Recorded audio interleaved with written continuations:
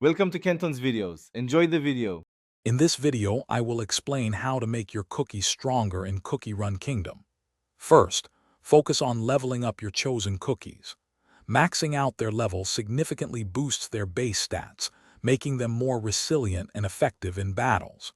This foundational step is crucial for any cookie you plan to use regularly in your team compositions. Prioritize your main damage dealers and tanks. Next, let's talk about toppings. These are vital for customizing your cookie's performance.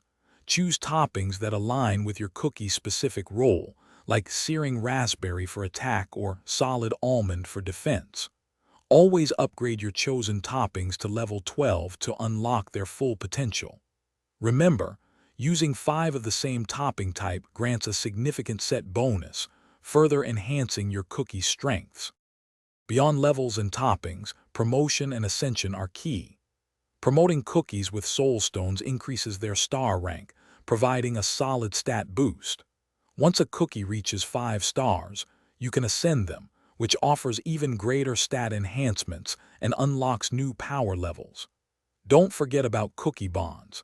Activating these by collecting specific cookie combinations grants valuable passive buffs to your entire team. Finally, leverage treasures and research.